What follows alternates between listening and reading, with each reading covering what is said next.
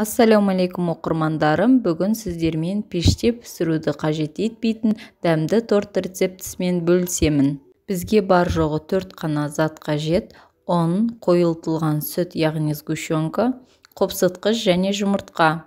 Алдымен ыдысымызға жұмыртқа мен қойылтылған сүтті араластырамыз. Миксерсіз жай ғана араластырғыш құралмен, тіпті шанышқымен де араластыруға болады. Біркелкі болып араласқаннан кейін ұнымызды біртіндеп қосамыз. Ұнды електен өткізіп алсаңыздар жақсы. Ұнның жартысын салғаннан кейін қопсытқыш қосып, тағы да ұн қосамыз.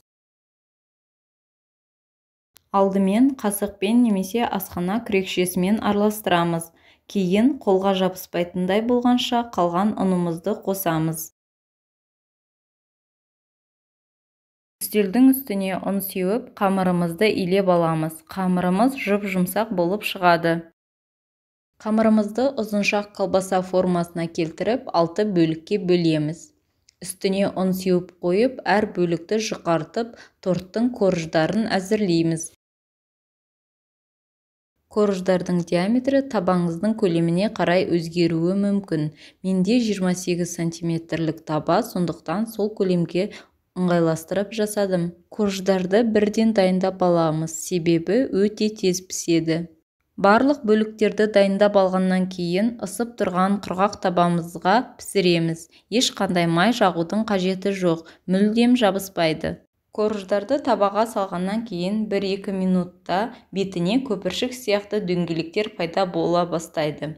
Сол кезде келесі бетіне аударамыз. Осылай барлық корждарды пісіріп аламыз. Піскен корждарды бірден дөңгелек формада кесеміз. Шетінен артылғанын лақтырмаймыз, әсемдеуге қажет болады.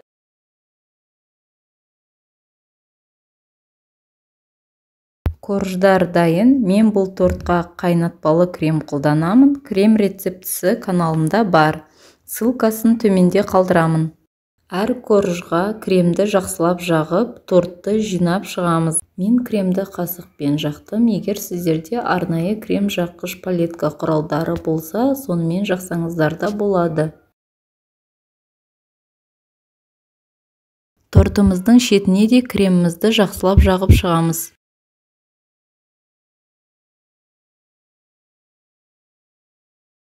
Корждан артылған қалдықтарды үгітіп, тортты әрлеуге қолданамыз. Тортты өз қалауларыңызша әрлеуге болады.